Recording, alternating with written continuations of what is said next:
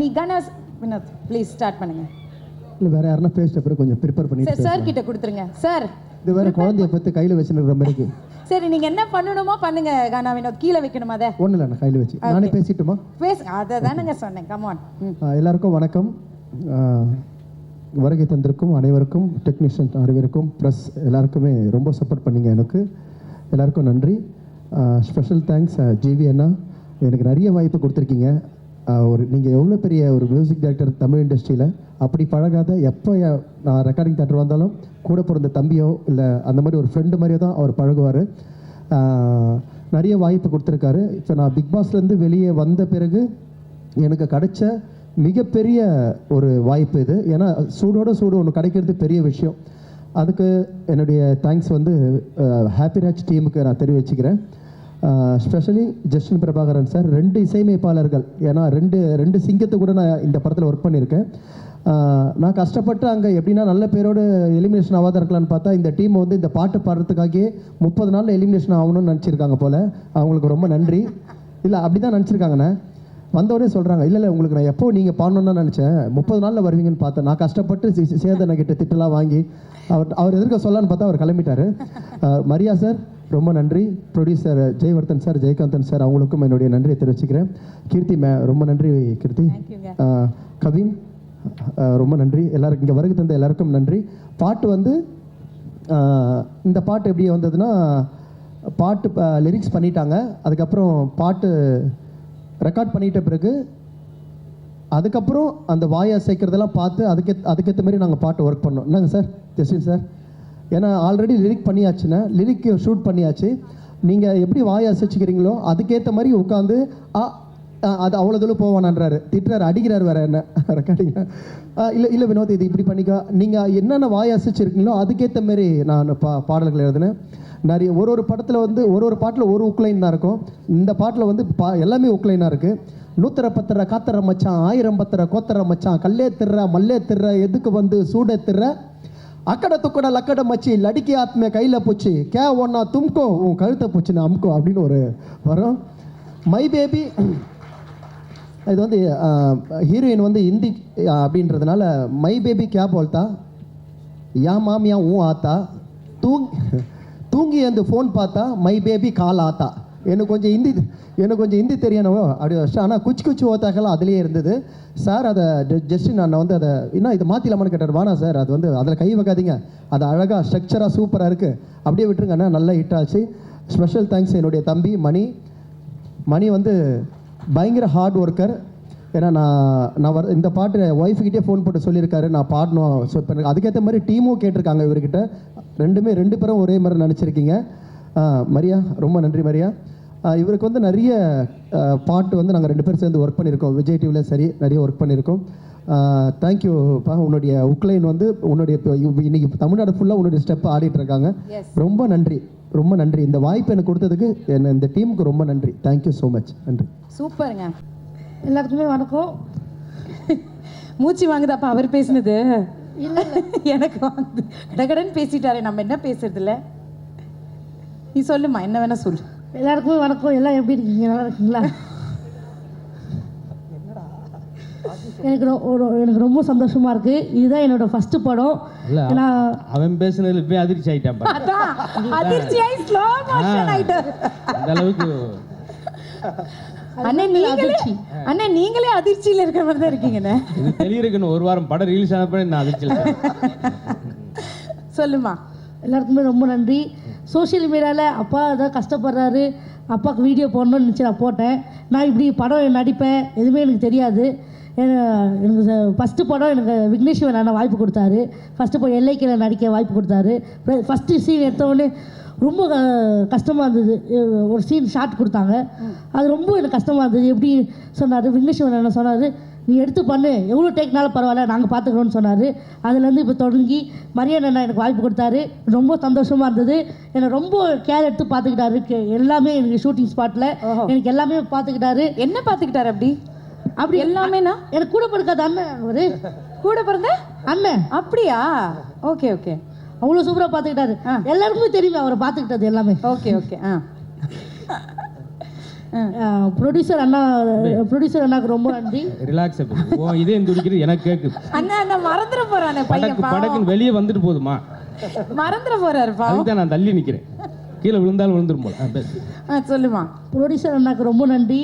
நான் நினச்ச ப்ரொடியூசர்லாம் ஒரு இடத்துல எங்கே நின்று பார்த்து நிற்பாங்க படத்தை நினச்சிருந்தேன். ஆனால் ஷூட்டிங் ஸ்பாட்ல இங்கேயும் அங்கேயும் ஓடி இருந்தாங்க, ரொம்ப துணுன்னு இருந்தாங்க, ரொம்ப பிடிச்சிருந்தது பார்க்கறதுக்கு.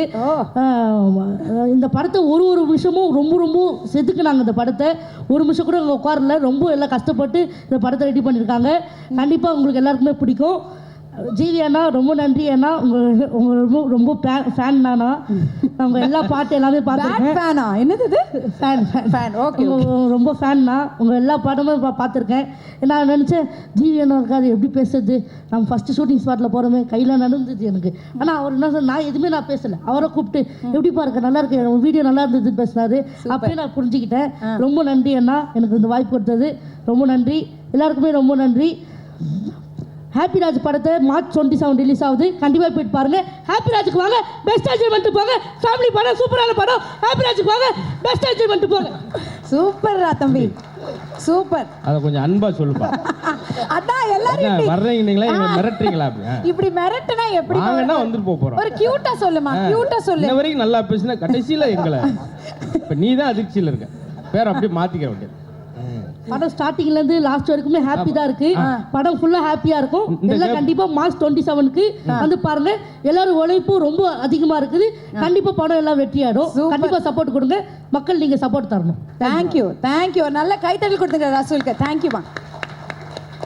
எஸ் மதுரை முத்தண்ணன் சொல்லுங்க. எத்தனையோ படங்களுக்கு பேர் வச்சிருக்கிறோம்.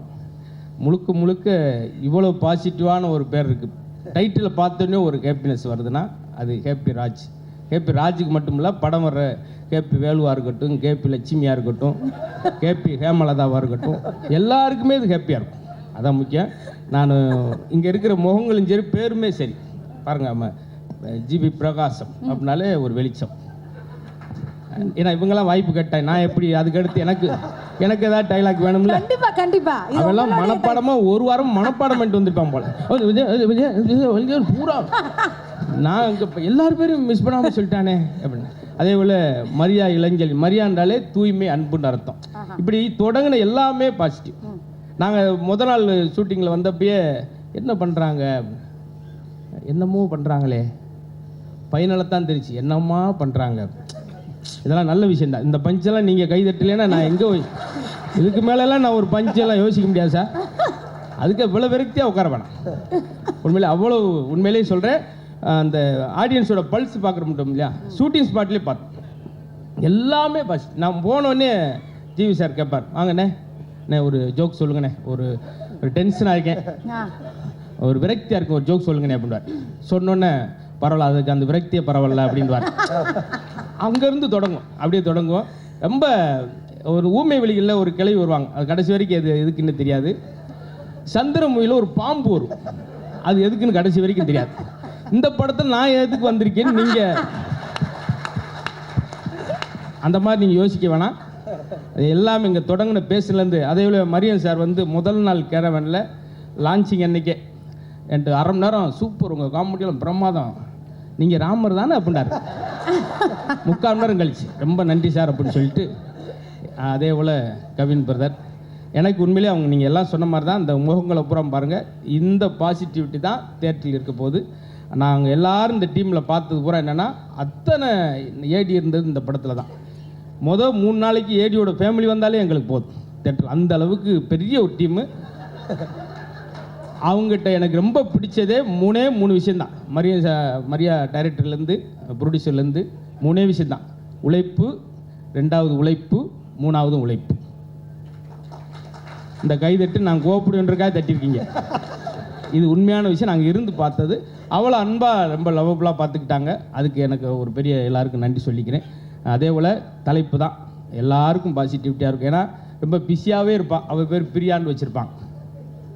இந்த 3 பேர் சிரிக்கிறதுக்காக இந்த நகைச்சுவை நம்ம மதுரையிலேருந்து தூக்கிட்டு வந்திருக்கேன் பாருங்கள். குபீர்னு. ஆனால் உண்மையிலே சொல்கிறது தான், நான் டப்பிங்கில் ரொம்ப சிரித்தது வந்து நான் ஒரு 7-8 படங்கள் நல்ல படங்கள் பண்ணியிருக்கேன். ஆனால் டப்பிங்கில் நான் ரொம்ப சிரித்தது ஹேப்பிராஜ் படத்தில் மட்டும்தான். அது அப்படியே அந்த அவுட்புட் வந்து நீங்கள் தேட்டரில் பார்க்க முடியும். ரொம்ப அழகு. அந்த ஒரு 2 நாள் டப்பிங் பண்ணும்போது டப்பிங் எடுக்கிறவரே என்னுடைய ரசிகரை மாறிட்டார். அப்படி நானாக என்னை பெருமையாக சொல்லிக்கிட்டா தான், வேறு யாரும் சொல்ல. அதனால் முழுக்க நான் சொல்கிறது எல்லாருக்கும் பிடிச்ச படமாக இருக்கும். இப்போ இருக்கிற பெரியவங்கள்லேருந்து அந்த ட்ரெய்லர்லேயே நீங்கள் பார்த்துருப்பீங்க. அதனால் எனக்கு இந்த வாய்ப்பு ரொம்ப நாளாக நான் இருக்கிறேன். அது சினிமாவில் கொண்டு வர எண்ணியதற்காக மூல இயக்குனர், ப்ரொடியூசர் ஜிவி சார் எல்லாருக்கும் பெரிய நன்றி சொல்லிக்கிறேன். கண்டிப்பாக வெற்றியாக இருக்கும். அடுத்து வெற்றி விழாவில் இதே மாதிரி நான் ஒரு 6-7 ஜோக்ஸ் வச்சுருக்கேன். அதை அங்கே வந்து சொல்கிறேன்.